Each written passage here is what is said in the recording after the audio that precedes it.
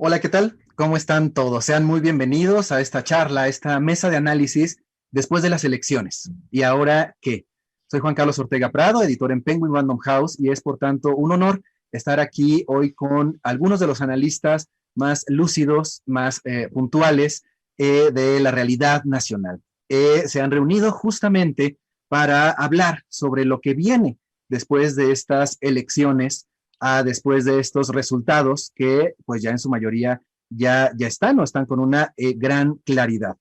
Participarán en esta mesa algunos de los autores pues más queridos, más importantes de Penguin Random House. El doctor Leonardo Curcio, Aníbal Gutiérrez, José Antonio Crespo y Carlos Elizondo Mayer Serra, quienes durante la siguiente hora estarán conversando sobre las consecuencias de estas campañas, de estas votaciones y cómo se reconfigura el país, el sistema político y los distintos partidos a rumbo ya pues, la segunda parte del sexenio y por lo tanto el relevo, cómo vendrá el relevo presidencial. Muy bienvenidos. Les recordamos que pueden adquirir algunos de los libros escritos por los invitados a esta mesa, en los que encontrarán, por supuesto, ideas mucho más desarrolladas, mucho más profundas sobre el momento que atravesamos y sobre los protagonistas de nuestra realidad actualmente.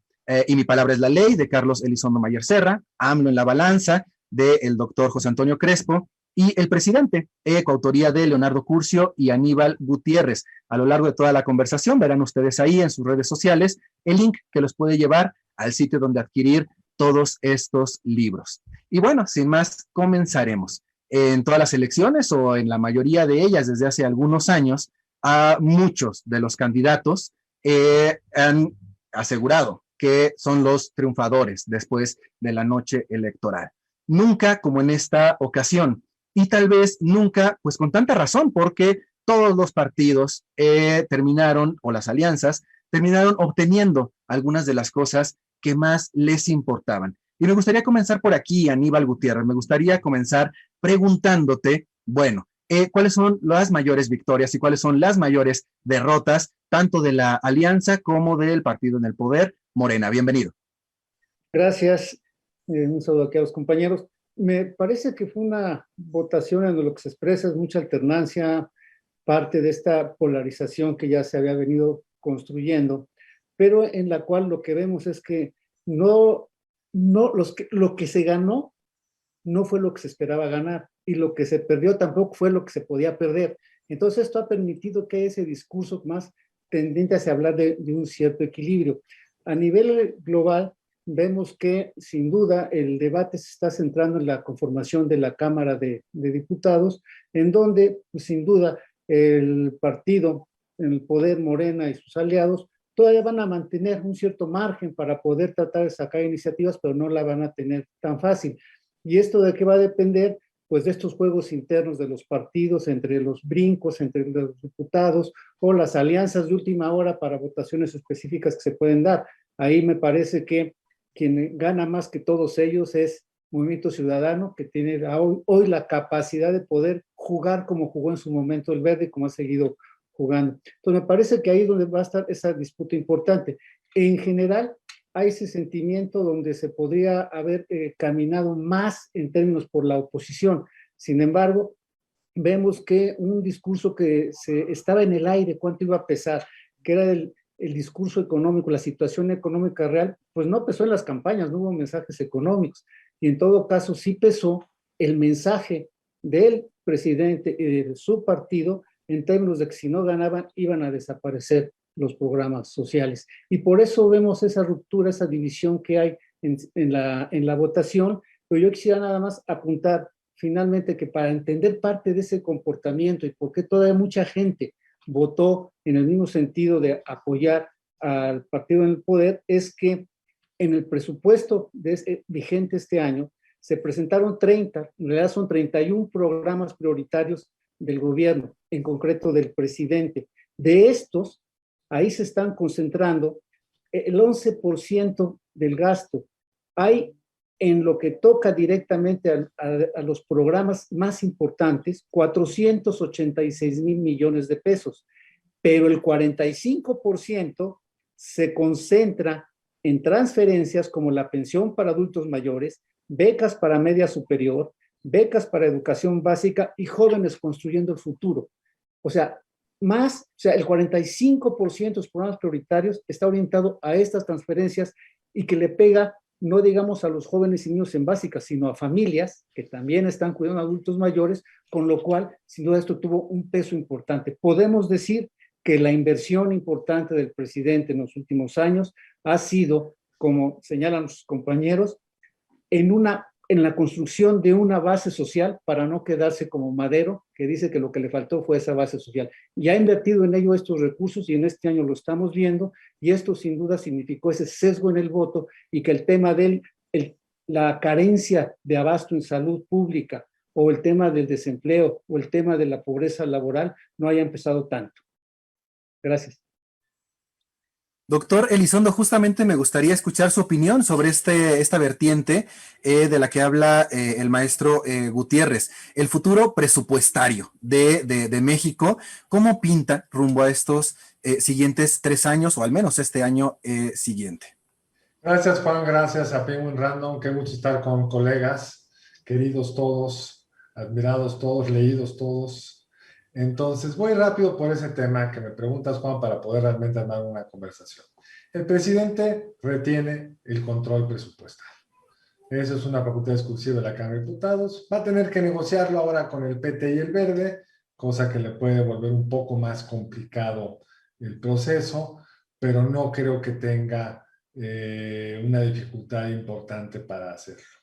Es un presupuesto que se ha limitado, ha ido, digamos, perdiendo margen de maniobra año con año, porque se han ido comiendo los guardaditos y hay una serie de presiones fiscales que continúan, el hoyo que genera Pemex, las pensiones, etcétera. Pero ahí no veo, digamos, un cambio importante en lo que ya nos apuntaba Aníbal. Hay una serie de programas que al presidente le importan, esos programas los va a sacar. Si para eso hay que degradar a nivel 3 la aviación mexicana, ni modo, se degrada a nivel 3 y ya, porque las prioridades están claras, les resultaron en un sentido, como dice Aníbal, electoralmente bien. Ya luego vendrán los problemas de si acaban dos bocas, si los niños mexicanos están educando suficiente o no, si la pobreza ha aumentado o no, pero desde el punto de vista político operativo no creo que haya mayor problema. Solo anotaría para una discusión más adelante la parte de los ingresos. Se habló desde el arranque de esta administración que no habría una reforma fiscal en los primeros 3 años de gobierno. No significa que la vaya a haber en los segundos, pero ya se abre esa oportunidad y pues, los recursos fiscales los han logrado sostener muy bien, apretando al causante. Es uno de los grandes méritos de esta administración, pero la tendencia de gasto y sobre todo si quiere pues realmente abrir un poco algunas de las restricciones presupuestales que va a necesitar en materia de salud, no hay medicinas, para rehabilitar las escuelas, etcétera, a lo mejor tendremos que entrar a la discusión de una reforma fiscal. Muchas gracias. Respecto entonces de lo que gana el presidente, de lo que gana Morena, de cara a lo que gana la oposición, doctor Crespo, me encantaría escuchar su opinión, particularmente en este contexto, en esta circunstancia. México, como buena parte del mundo, pues atravesó un año complicadísimo, no solo por la pandemia, sino por la crisis o las crisis subsecuentes. Y pese a ello, el presidente pues logra muchos de sus objetivos, y su partido logra muchas de las gubernaturas. Esta victoria o esta serie de avances, pues ¿qué le representan a México? ¿Qué le representan a la oposición? ¿Cómo configura pues este juego político, ese hecho de que el presidente haya obtenido, y su partido, estos triunfos? Yo digo que para evaluar quién gana y quién pierde, establecemos 3 niveles. Las gubernaturas en general, donde el gran ganador es evidentemente Morena, se queda con 11 gubernaturas, una de las cuales ya las tenía, son 10 gubernaturas nuevas, más las del Verde, que a final de cuentas es la del Verde en San Luis, es su aliado, entonces se puede poner en el bloque oficialista todo eso. 12 gubernaturas de 15, pues eso es un triunfo espectacular. ¿Cómo se puede explicar eso? En parte yo creo que en muchos de esos estados están viviendo el mismo fenómeno que se vivió a nivel nacional en el 2018 y en varios estados, es decir, probar lo nuevo o lo aparentemente nuevo. Ya han tenido al PRI, en algunos casos el PRD, según de donde estemos hablando, a veces el PAN, ya se cansaron, no les dio los resultados que querían, vamos a probar algo nuevo. Digo, aparentemente no, porque son los mismos, nada más tiene siglas nuevas, pero eso genera en mucho público, en mucha gente, la sensación de que de verdad va a ser algo nuevo. Un poco pasó en Nuevo León hace 5 o 6 años con el Bronco, que por el hecho de ser independiente les genera unas expectativas enormes, cuando muchos decíamos, pues lleva 20 y tantos años en el PRI, hombre, pues es el mismo. Pero quieren probar, la gente quiere probar, vamos a lo nuevo. Y eso creo que explica en buena parte este desenlace en los estados. Viene el Congreso, donde los ganadores relativos, no aplastantes, son PRI con algunas diputaciones más, alrededor de 30, el PAN con alrededor de 50 nuevos diputados de lo que tenía, desde luego el Verde, que cuatriplica lo que tenía básicamente, es uno de los grandes ganadores, relativamente quizás el que más ganó. Y luego Morena sí sufre un retroceso, aunque lo quieran disimular los obradoristas, pero sí pierden 50 diputados y se alejan de la mayoría calificada. Eso sí va a tener una repercusión, no solamente es un retroceso para Morena y su coalición, pero sobre todo Morena como partido, de 50 diputados menos, sino que cualitativamente ya están bastante lejos de la mayoría calificada, van a tratar de comprar, convencer diputados de otros lados, pero eso también lo quieren minimizar. Entonces oigo a muchos obradoristas diciendo, bueno, ya el cambio que se tenía que hacer ya se hizo, ya están los fundamentos de la cuarta transformación. Y digo, pues ¿cuáles eran? ¿Qué cambiaron a nivel constitucional? Muchas leyes secundarias están atoradas en la Corte, cambiaron la ley, la reforma educativa, pero la energética está pendiente, la eléctrica le echaron para abajo la Corte. O sea, eso era nada más la reforma educativa básicamente y los programas sociales. Y no, López Obrador había dicho desde antes que sí quería cambiar la Constitución en muchos temas y lo iba a hacer calculando que iba a tener todavía la mayoría calificada en la segunda mitad de su gobierno. Eso ya se le va a complicar en muchas cosas, tanto en programas económicos y sociales, como la reconcentración del poder que estaba llevando a cabo al nombrar gente en las instituciones autónomas, gente de él, como lo hizo en muchos lados, lo ha hecho, pero Comisión Nacional de Derechos Humanos es el ejemplo típico. Eso ya también se le va a complicar con el INE, el INAI, en fin, en muchas otras instituciones autónomas. Y el tercer nivel, que sí es una clara derrota, pues es la capital. Es decir, fue una derrota que no se esperaba hace algunas semanas, que se fue cambiando todo el panorama y vaya que es un golpe ahí muy fuerte. Esa sí es una derrota muy fuerte para Morena, indirectamente para el presidente también. El leitmotiv, digamos, de la oposición a lo largo de la campaña fue esto, crear contrapesos, lograr la creación de contrapesos. Ahorita usted, doctor Crespo, nos mencionaba, pues, cómo está la situación, y me gustaría preguntarle al doctor Curcio, habida cuenta del tamaño real que se consiguió de estos contrapesos, ¿qué se puede esperar? ¿Para qué le alcanza a la oposición este peso específico de los contrapesos? ¿O en qué debe concentrarse, habida cuenta de la fuerza que realmente haya ganado en tras estos comicios?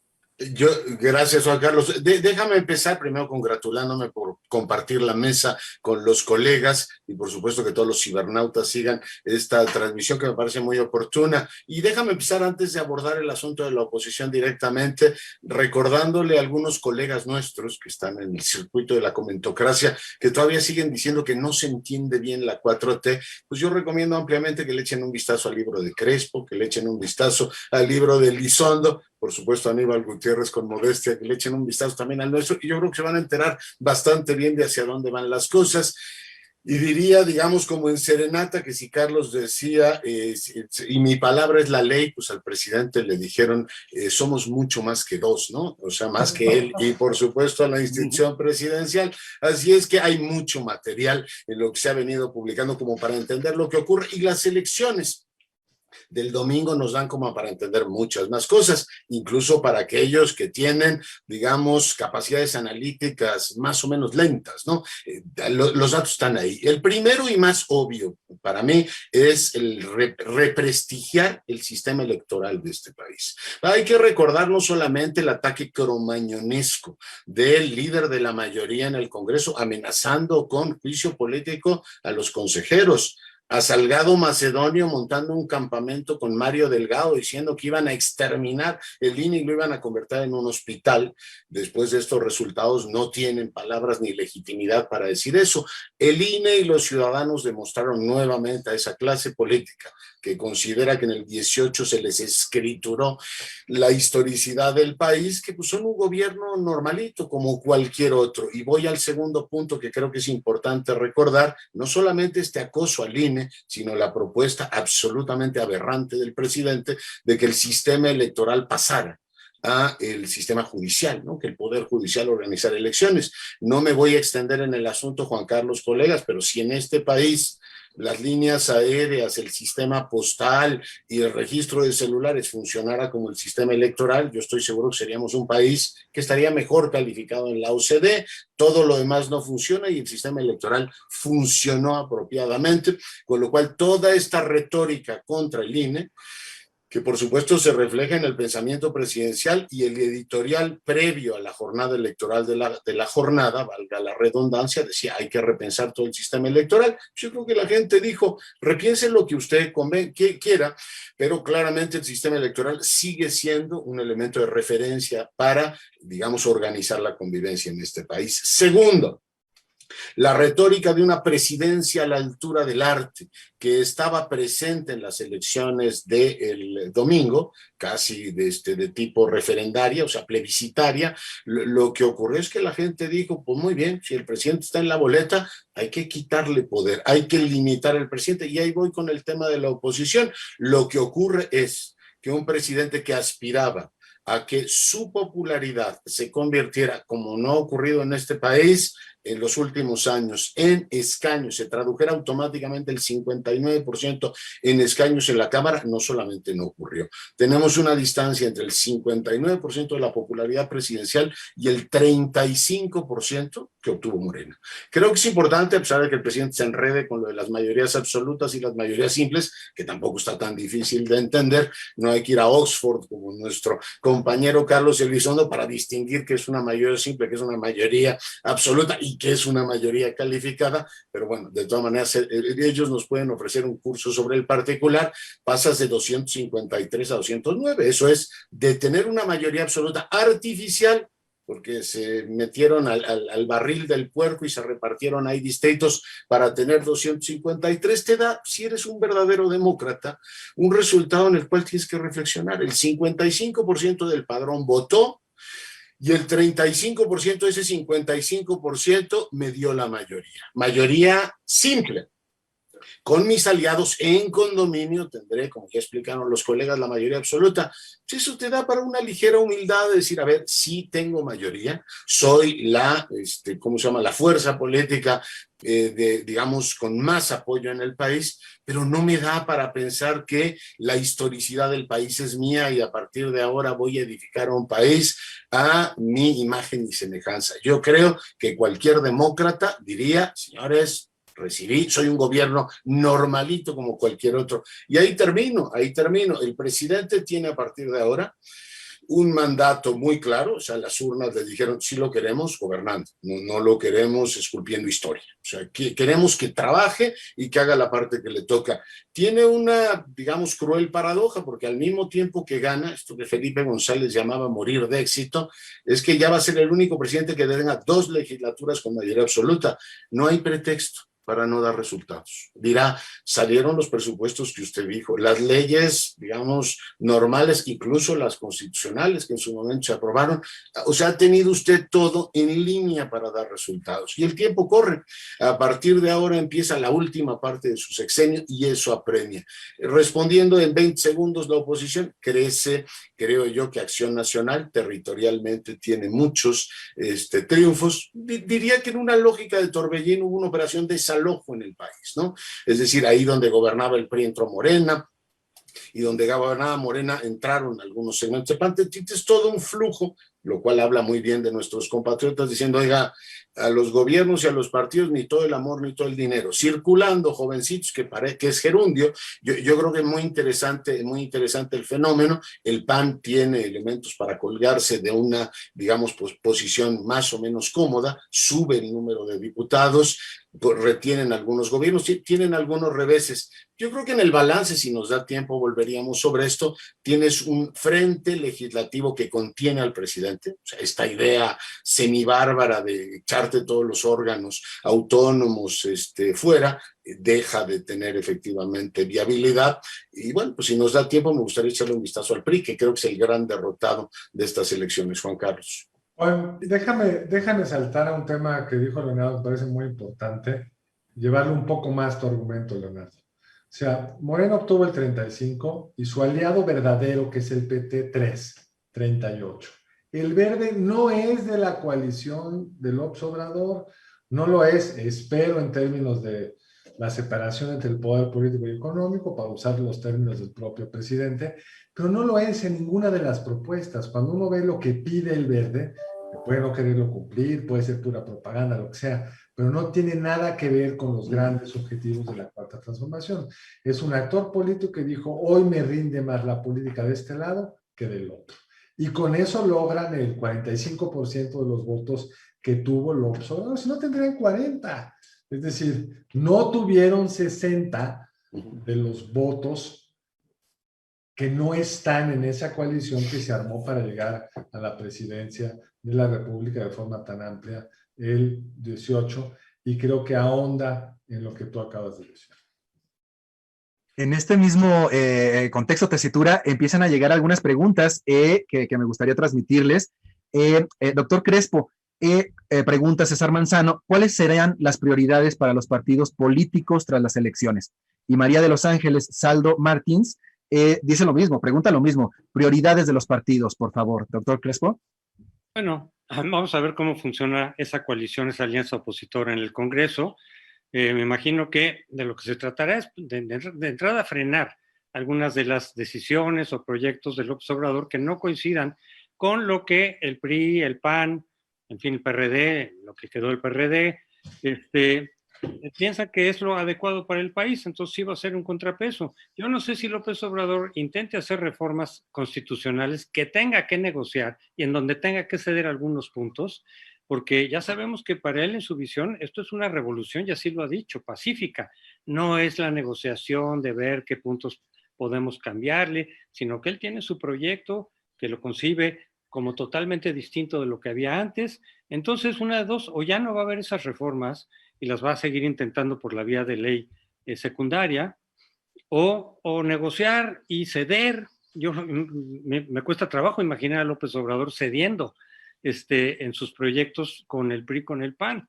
Pero bueno, vamos a ver qué sucede. Pero por lo pronto, PRI y PAN se trata de frenar lo que les parecía, y a muchos nos parecía, que era una ruta inadecuada. Y frenar que se apropie de las instituciones autónomas, de que siga concentrando poder. En ese sentido, creo que hay una salvaguarda que se logró en esta elección, y ese era el sentido del voto útil. Ponerlo en freno hasta donde se pudiera a todas estas tendencias de López Obrador.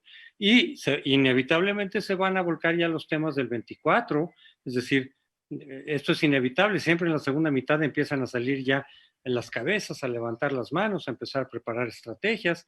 Vamos a ver qué tanto se pueden poner de acuerdo los opositores para tener una política en común.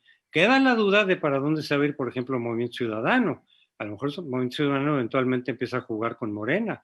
A lo mejor algunos priistas se van para Morena. De hecho, ocurrió la vez pasada también. Algunos priistas se fueron a alimentar la fuerza de Morena, y por eso se consiguió la mayoría calificada o cercana a ella. Eso puede ocurrir también. Hablaba yo de la compra de votos, que pueden venir de cualquier partido. Vamos a ver qué sucede en ese sentido. Hay muchas incógnitas abiertas, pero sí creo que de todas maneras, de entrada, se logró poner un freno, quizá no suficiente, pero sí un freno importante a la ruta que llevábamos en estos primeros 3 años. Me imagino que el reto para el 24, para estos partidos de oposición, a lo mejor ahí también incluido Movimiento Ciudadano, es que de los distintos candidatos que levanten la mano, hasta ahorita solamente hay uno Hay otros que podemos prever que van a contender en el 2024, pero el único que ha levantado la mano abiertamente es Anaya. Van a empezar a salir más. Que se pueda buscar un candidato de unidad, cosa bastante complicada. Ahora lograron una coalición que resultó positiva. Yo creo que los votos que gana el PRI, los diputados que gana el PRI, que gana el PAN, nuevos, se deben a que hicieron esa coalición. De otra manera, hubiera ocurrido más o menos como en el 2018, que no los hubieran ganado, simple y sencillamente. Entonces, sí les repercutió positivamente la coalición, en alguna medida, pero fue mejor que no haberla hecho, y me imagino que van a tratar de una candidatura de unidad para realmente tener una posibilidad de triunfo en el 24. No se ve fácil. Incluso Movimiento Ciudadano, que estuvo participando de muchas reuniones inmediatamente después del triunfo de López Obrador, donde lo que se hablaba era: tenemos que hacer una coalición opositora, una gran coalición. De lo contrario, no vamos a poder enfrentar a López Obrador y su partido. Y sin embargo, Movimiento Ciudadano se salió. Creo que ayudándole, hay que hacer las cuentas, pero yo creo que indirectamente le ayudó bastante a Morena. Le debe haber quitado varios posibles triunfos, desde luego de gobernador, pero quizá también de distritos de mayoría, a la oposición.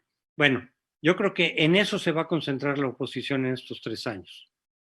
Muchas gracias. Les recordamos a todos los cibernautas, a quienes nos acompañan, que para profundizar en estas líneas de análisis, en estos temas que serán centrales en esta siguiente parte del sexenio, pues pueden adquirir los libros de nuestros invitados. Y mi palabra es la ley, de Carlos Elizondo Mayer Serra, AMLO en la balanza, del doctor Crespo, y El presidente, de Leonardo Curcio y Aníbal Gutiérrez. Alba nos pregunta: ¿se puede hablar de una democracia sana en unas elecciones con un nivel de violencia tan grande? Aníbal, me encantaría escuchar tu reflexión. Sí, mira, antes nada más comentar algo siguiendo el argumento que se tenía hace un momento.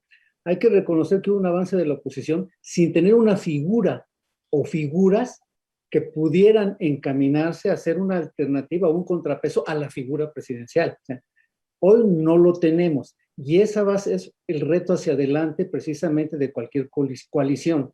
¿Quién o quiénes van a alzar la cabeza, van a alzar la mano y van a lograr ese consenso? La otra es los retos que enfrente tienen, que son: uno, después de la coalición electoral, hablaron de una coalición legislativa. La agenda legislativa, ¿qué tanto los va a unir y cómo la van a manejar para poder fortalecerse? De cara no tanto ahorita al 24, que es el objetivo, el año que entra, cómo van a jugar con esto en siguientes elecciones y en siguientes batallas legislativas. Y eso va a definir precisamente la fuerza que pudiesen tener hacia adelante como partidos, pero también el tema central ahí, y ahí sí siempre vanidad, el principal pecado, decían en una película, los egos que van a participar de personajes y figuras para ver si van a poder alinearse en una apuesta única frente a lo que tenga Morena y sus aliados. El otro tema importante, pero aquí se hace un ejercicio de gobierno y debe de tener el consenso de los partidos, es precisamente esto: cómo vamos a enfrentar el tema delicado con el que en las últimas administraciones se ha visto perder territorio, se ha visto perder legitimidad, que es el tema del crimen organizado, y cómo ha controlado ya más de la mitad del territorio, y cómo sin duda estuvo presente, ya sea con violencia o simplemente con su pura presencia, en todos esos lugares alejados donde hay casillas, donde hay actividad económica, pero en donde las comunidades acaban de ser rehenes o cómplices del crimen organizado. Es un gran reto del Estado como tal, y tampoco vemos que ahí se esté consolidando una propuesta firme y de consenso para poder enfrentar esto, y ese es el siguiente reto en términos de gobernabilidad del país, ¿no? Gracias. Hay que mencionar algo para tener verdaderamente una fotografía justa, ¿no?, de lo ocurrido el pasado domingo. Y tiene que ver con los dos mayores estados del país, o las mayores potencias económicas del país, la Ciudad de México y Nuevo León. Lo que ocurre en Nuevo León es llamativo, el triunfo de Samuel García, ¿no? Pero sobre todo lo que ocurre en la Ciudad de México. Y doctor Curcio, me encantaría escuchar sus reflexiones acerca de lo que pasó en la capital del país, y sobre todo, pues lo que esto puede significar dentro de Morena y rumbo a 2024.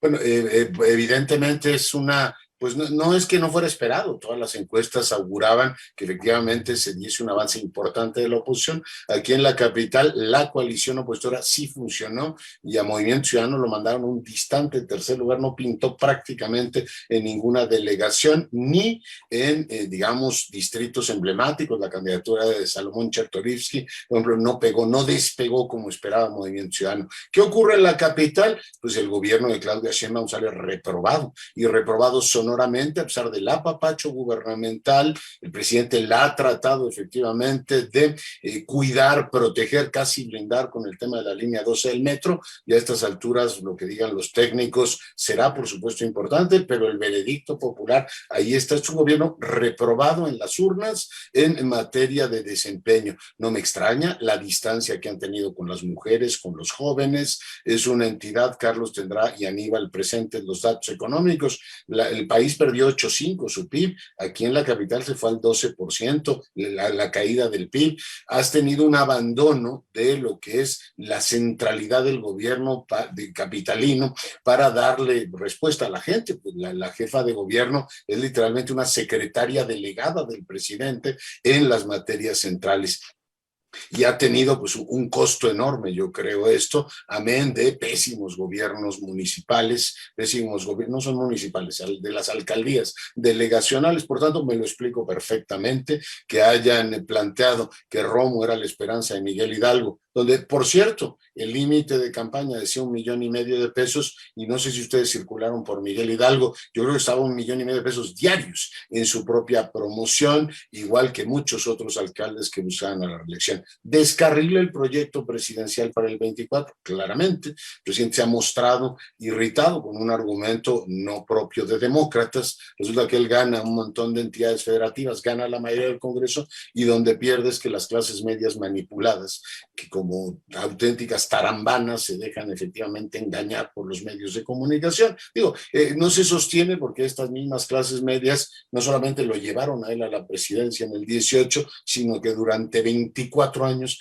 han sostenido el modelo de gobierno de la capital. Es un duro golpe. Lo que el gobierno efectivamente debe aceptar es que la operación desalojo pues es una operación para todos. Y yo subrayo este punto, Juan Carlos, colegas, que a mí me parece fundamental. El presidente se debe dar cuenta que es un gobierno como cualquier otro. O sea, que él ha querido enmarcarlo en clave histórica. La gente lo ve como un gobierno normalito. A Chiguil, a Romo, a Clarita Brugada y a Claudia Sheinbaum las ve como mortales. O sea, no las ve como la corregidora o Sor Juana Inés de la Cruz. No, estos son gobiernos como cualquier otro. Y si no funcionan, circulando. Por tanto, yo creo que el gobierno, el presidente y particularmente en la capital tuvieron un baño yo digo de monrealismo político también, porque en Cuauhtémoc, literalmente la coalición Claudia Sheinbaum Bejarano le dio el caderazo al alcalde en funciones, que era de estirpe monrealista, y creían que esas broncas no ocurrían en su partido porque el presidente decidía quiénes eran los candidatos. Digo, no me meto a los detalles, esos asuntos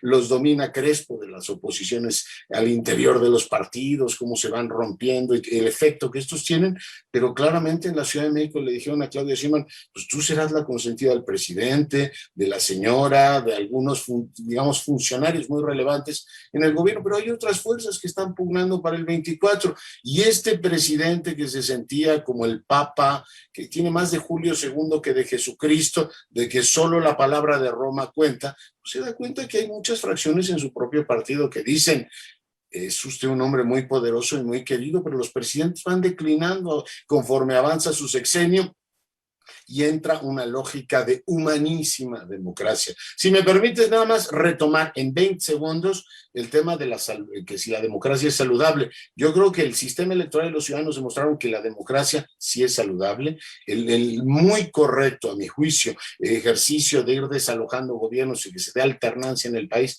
también es muy bueno. La violencia es un foco rojo, pero no solo eso, Juan Carlos.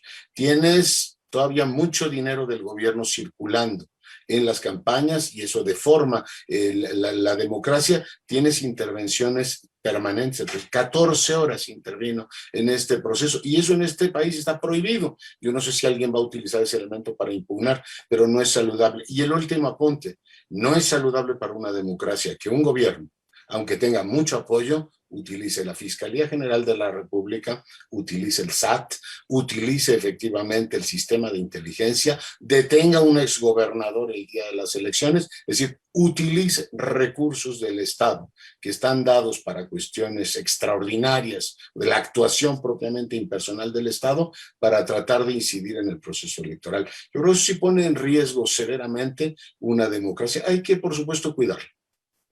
Doctor Crespo, y me gustaría continuar con algo que mencionaba el doctor Curcio, que tenía que ver pues con los perdedores de esta elección tan compleja, la más compleja, la más grande que ha tenido el país. Pues, ¿cómo los lee ustedes? ¿Quiénes fueron? ¿Por qué pierden? ¿Y qué consecuencias tiene esto para la comunidad, para la gran masa de mexicanos? Sí, a nivel de las gubernaturas, el gran perdedor es el PRI, por supuesto. Es algo que se vislumbraba desde antes, desde el 2018. Si el PRI va a ir en caída, igual y todavía puede sobrevivir. Por ejemplo, en el Congreso, creo que esos votos, repito, esos nuevos diputados que ganó el PRI fueron gracias a la coalición. De lo contrario, pues hubiera quedado en todo caso igual que como estaba hasta hace 2 semanas. Pero el gran perdedor es el PRI en las gubernaturas.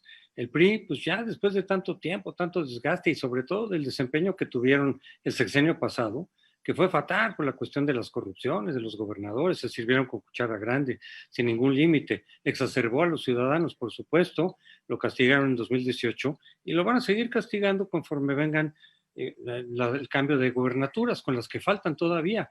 Yo puedo vislumbrar perfectamente, y no es ninguna cosa así excepcional, que las gubernaturas que todavía retiene el PRI, porque no se pusieron a disputa todavía, pues también las va a perder, probablemente en manos de Morena, o quizá en algún caso por ahí, otra como es el Movimiento Ciudadano, no sé, el PAN, pero desde luego que el PRI en ese sentido viene de caída. Puede sobrevivir un poco en el Congreso. Yo creo que ya no va a resistir el PRI mucho tiempo, pero como un partido menor, como un partido minoritario. Difícilmente veo que pueda resurgir como una opción real de gobierno. O pasaría mucho tiempo y pasarían muchas cosas antes de que eso pueda ocurrir otra vez. Entonces sí creo que el PRI, y yo creo que por eso también muchos priistas pues están saliendo de ahí.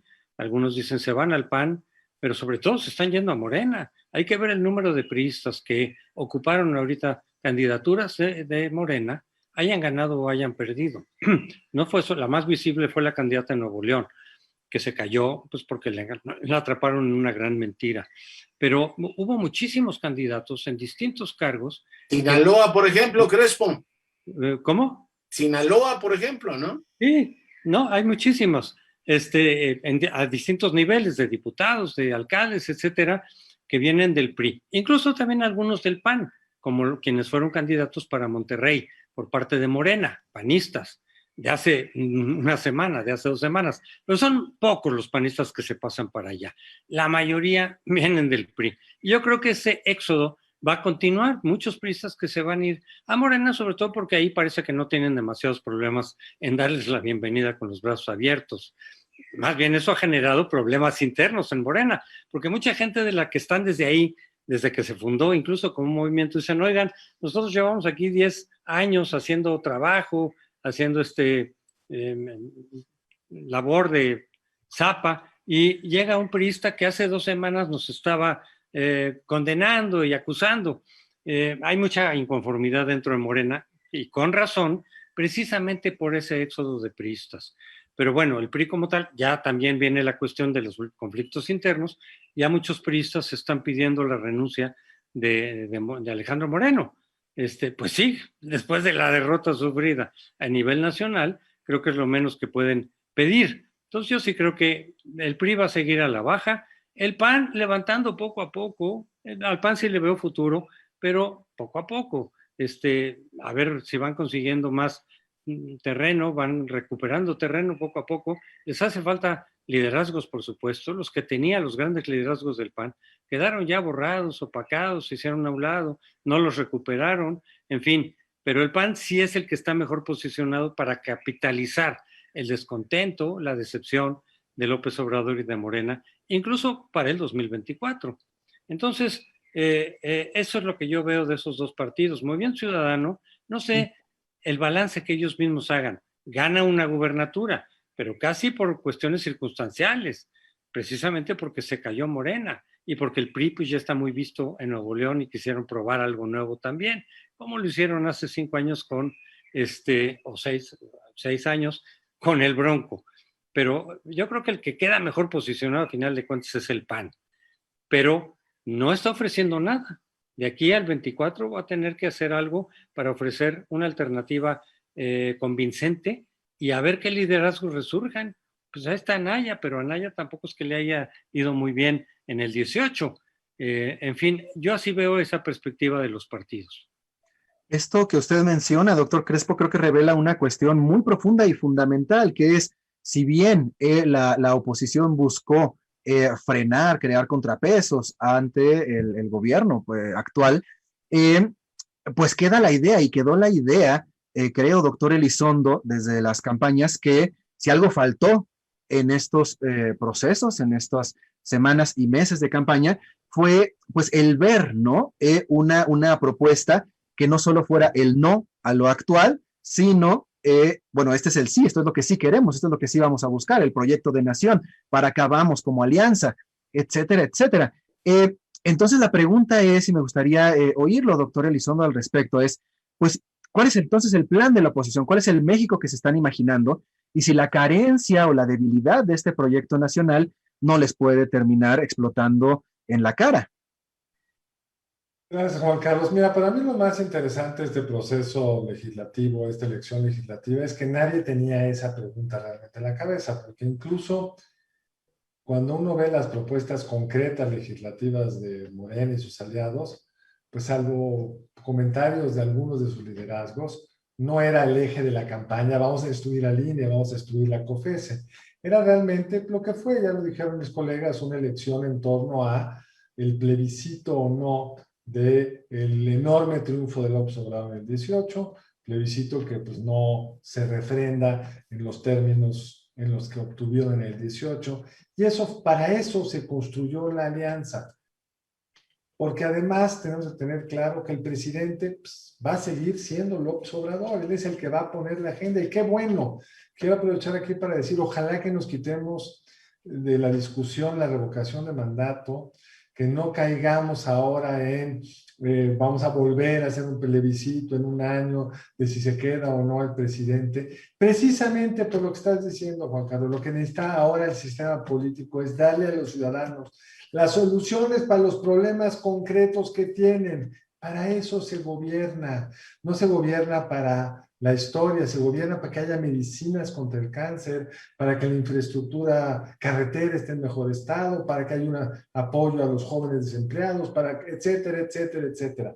Es el momento para que el gobierno se dedique a construir soluciones a los muchos problemas que tiene la sociedad mexicana. Y esa responsabilidad la tiene el gobierno, porque es el que tiene el control de las dos cámaras, el control del Ejecutivo, el control de la narrativa diaria. Entonces, ojalá que el presidente López Obrador entienda que es un presidente que tiene que dar resultados concretos, pero para eso necesitas una oposición que no muerde el anzuelo de la revocación de mandato, de fifís versus no sé qué, sino que empiece a construir una agenda puntual en temas puntuales. No lo podías hacer realmente en la elección al legislador, porque ¿cómo ibas a poder construir primero una coalición y luego un cuento, una historia, una narrativa en torno a vamos a cambiar el mecanismo de compra de medicamentos? Pues eso no es electoralmente fácil, electoralmente rentable, y no era lo que los mexicanos tenían como preocupación central. La preocupación central era poner límites a un presidente que nos dijo que iba a destruir las instituciones democráticas, o por ponerlo de otra forma, nos dijo, si yo gano, esta es la última vez que votan en condiciones de equidad. Y pues eso salió a votar a la gente, y qué bueno que ahí está el freno, lo dijo muy bien Leonardo, ese riesgo no desaparece, porque en política no desaparece, pero se disipa de forma muy importante, no tendría la legitimidad para hoy ir en contra de algo que funcionó tan bien.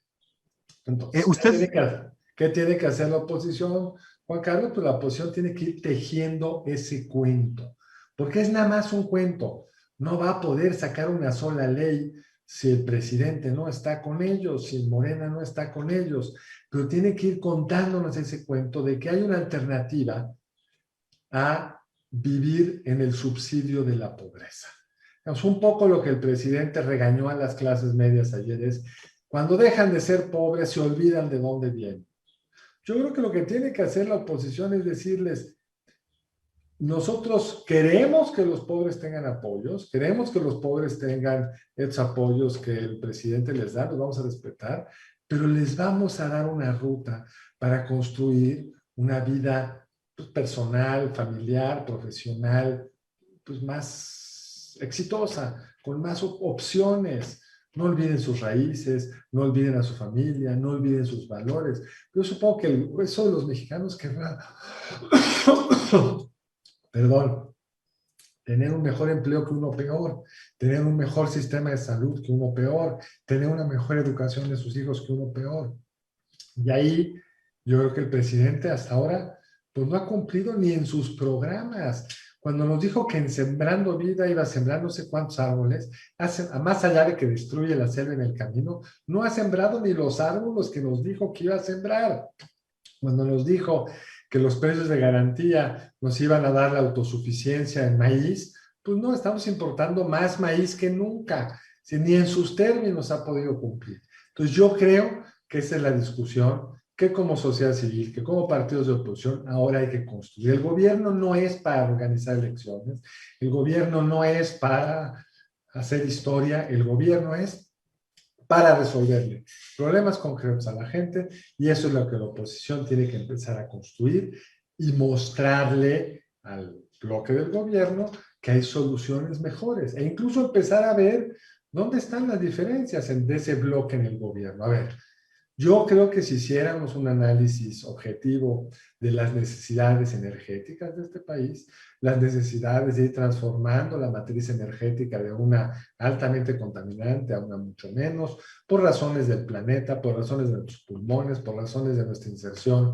en un mundo que para allá va, en razón de nuestro vecino que tiene hoy ese objetivo, tenemos que regresar a la discusión de las energías renovables.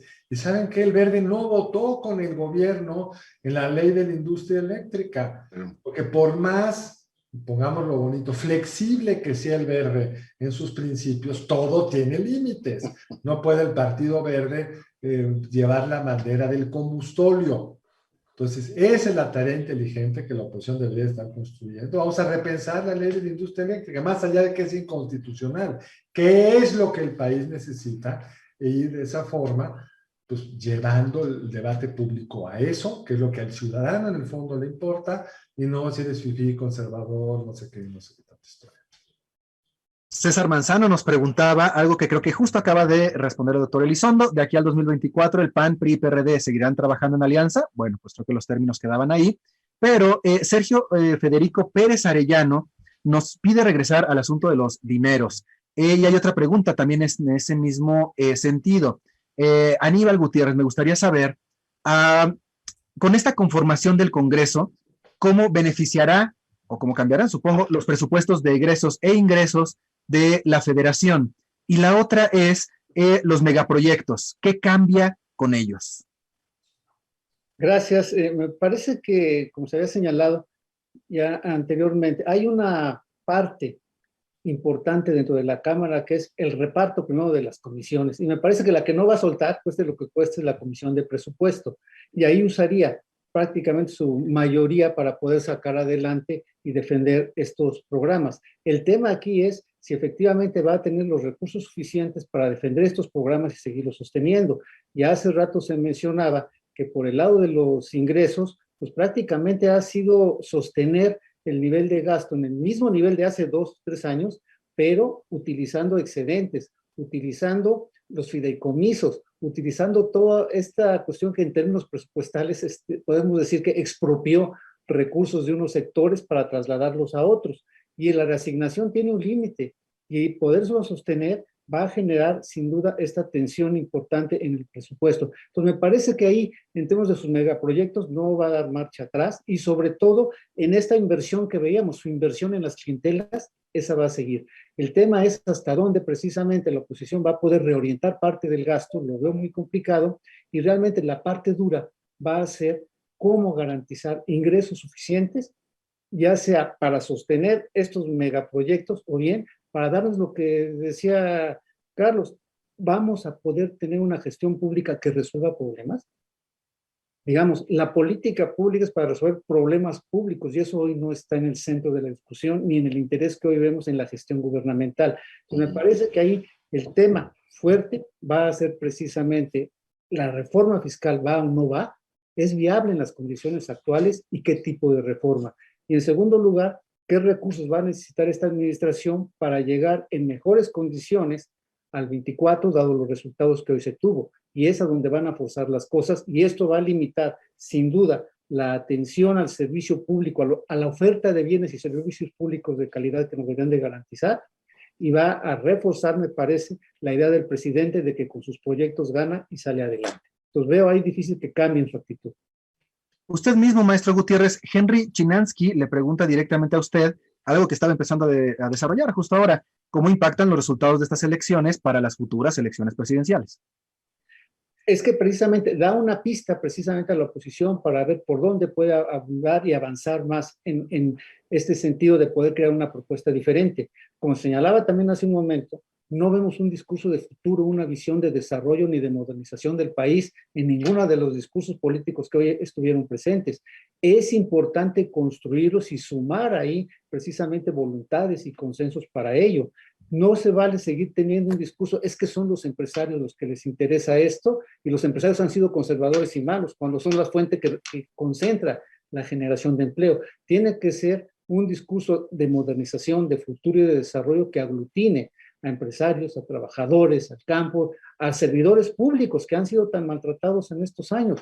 Y ese discurso de consenso solamente con una agenda legislativa primero coherente y donde puedan ahí convenir intereses las distintas fuerzas políticas y que le hagan un discurso unitario, es lo que nos podría llevar a tener un cambio más importante en las próximas elecciones. Guillermo Valencia le pregunta, doctor Curcio, un país con tanto atraso en la educación, ¿es posible hablar de democracia? En otras palabras, ¿México es un país capaz de votar pensando en democracia? Claro que sí, digo, evidentemente uno de los temas fundamentales es mejorar los servicios públicos, uno de ellos la educación, para darle movilidad social a la gente, aunque les guste mucho, o este gobierno tiene esta vocación pobrista, el darles a través de la educación la posibilidad de la movilidad social es algo absolutamente, digamos, deseable. Yo sigo creyendo que independientemente del nivel de estudios que uno tenga, las democracias deben operar porque los hombres y las mujeres tenemos esto que nos reconocía Descartes, sentido común para saber qué nos conviene y qué nos conviene. Y me gustaría, Juan Carlos, colegas, recordar lo que en esta elección se estaba jugando. El inicio de su mandato, el presidente de la República prometió, recuerdo el discurso nítidamente en Acapulco ante los banqueros, que no iba a tocar demasiado las instituciones ni el programa económico o sea, los grandes marcos económicos de este país hasta el tercer año. Depende de si el pueblo lo ratificaba o no, si se le daba un mandato muy amplio para hacer esta transformación, y la gente le dijo no. Esta macroeconomía estable, cuide lo que hay, espero que sea prudente con los nombramientos en el Banco Central, que haya competencia económica, etcétera, son cosas que la gente valora y valora mucho. Ahí está el mandato, en el libro del presidente está la cita donde nos dijo eso: si a partir del tercer año tengo el respaldo de la mayoría, vendrán los grandes cambios constitucionales. La respuesta del soberano ha sido no. Y hay una, digamos, ligado a esto, una cuestión bastante clara. El presidente a partir de ahora empieza pues a administrar sus últimos días, y si tuvo una primavera no tórrida, sino profundamente explosiva con el sector privado, ahora tendrá que empezar a hacer cuenta, decir, me quedan para todo efecto práctico 2 años para hacer algo bueno. Tienes una economía estancada desde el 18, tienes digamos, diálogo fracturado con el sector privado, tienes efectivamente políticas, ya hablaba Carlos de lo energético, absolutamente hostiles a la inversión y a la lógica profunda de integración de México con la Unión Europea y con los Estados Unidos, por tanto, nuestros principales socios. Y bueno, pues le quedan 2 años. Una buena parte de la lógica de los libros que se han escrito sobre el presidente es ¿qué nos va a dejar este sexenio? Un legado al estilo López Portillo con una crisis al final diciendo que todo el mundo tiene la culpa menos el presidente. Hoy el jefe del Estado tiene, y creo que es algo bueno para el país, una mayoría que le da efectivamente la posibilidad, a partir de la confección de sus presupuestos y la legislación normal, de decir, no tiene usted pretexto para dar resultados. Nos tiene que entregar un país más seguro, un país más próspero y un país más cohesionado. Le quedan 2 años. Es usted, además de presidente de la República y jefe de la facción morenista, hoy mayoritaria, pero no predominante, o sea, no con la lógica abrumadora, pero también es el jefe de la administración pública, ¿qué le cuento? Y la administración pública se trata de dar resultados y darle a la gente una vida mayor. Yo creo que ahí está efectivamente en juego eso. Hago votos, aunque no lo creo, de que este tema de la revocación de mandato la diseñen, pues para el presidente será otro año de estar en campaña y movilizándose, que pues, siguiendo la pauta que nos ha legado Nadia Urbinati, pues es lo que saben hacer, ¿no? Presidentes en campaña permanente como Donald Trump. Pero bueno, le quedan 2 años a su sexenio y en México, por lo menos hasta ahora, reelección no hay, de tal manera que si no está pensando en algo así, le quedan 2 años para resultados. Le quedan 2 años a su sexenio y a nosotros nos quedan 2 minutos, doctor Crespo, para cerrar. Me gustaría entonces terminar haciéndole una última y muy breve pregunta. La receta dice, ¿no?, que un presidente acotado siempre será mejor que uno que tenga todo el poder. Conociendo, como usted conoce, a Andrés Manuel López Obrador, su historia y sus modos de reaccionar previamente, ¿qué puede hacer? ¿Qué se puede esperar de este presidente ahora acotado? Pues a lo mejor empieza a resignarse. Su reacción ante la elección el domingo parecía un poco de resignación y de manejar este discurso que mencionábamos, decir, no, pues yo ya conseguí y ya puse las bases de la cuarta transformación, dar por exitoso algo que no se ve que vaya a ser exitoso. Hasta ahora, en todo caso, no, pero que se le va a dificultar llevar a cabo los planes que tenía en la mente y que los había anunciado. Pero entonces el discurso es decir, no, pues ahí están, los fundamentos ahí están, yo ya cumplí y por lo tanto me merezco mi lugar en la historia, etcétera. Esa es una posibilidad. Si se le empieza a complicar las cosas todavía más, entonces también no se puede descartar el hecho de que empiece a reaccionar, pues dando golpeteo por aquí, por allá, y hemos visto que también de pronto no respeta cabalmente la ley cuando no le conviene, y tiene un discurso al respecto de decir, no, pues lo que importa es la justicia y objetivos superiores, y si la ley estorba, pues la saltamos. Yo creo que va a ser cuidadoso en ese sentido, pero en un momento en que le pueda invadir la desesperación de no llevar a cabo de manera más o menos suficiente su proyecto, tampoco estoy tan seguro cómo pueda reaccionar. Ojalá que se vaya por la vía, digamos, institucional, ya más tranquila ante este golpe que recibió a final de cuentas, aunque no lo quieran reconocer así. Pero vamos a ver, todavía hay muchos escenarios abiertos de aquí al 24. No es fácil saber exactamente qué es lo que va a pasar, ni de un lado ni del otro. Pero aprovecho para darles las gracias por esta invitación y un saludo muy afectuoso a mis colegas. Me da gusto haber participado con ellos. Muchísimas gracias. Muchísimas gracias, querido doctor José Antonio Crespo. También todo nuestro agradecimiento a Leonardo Curcio, a Aníbal Gutiérrez y a Carlos Elizondo Mayer Serra por esta participación, por esta reflexión tan generosa en torno de lo que acaba de ocurrir y de sus obras que ahondan en estos fenómenos que se han mencionado. Y mi palabra es la ley, autoría de Carlos Elizondo Mayer Serra, AMLO en la balanza, de José Antonio Crespo y el presidente, coautoría de Leonardo Curcio y Aníbal Gutiérrez, que ustedes que nos han acompañado pueden adquirir siguiendo el link que tienen ahí en sus redes sociales. De parte de Penguin Random House, les agradecemos enormemente su presencia, claro, a los ponentes aquí, pero sobre todo a quienes nos escucharon. Muchísimas gracias y que tengan una excelente tarde. Gracias a todos. Gracias, saludos. Carlos, Leonardo, nos vemos. Gracias.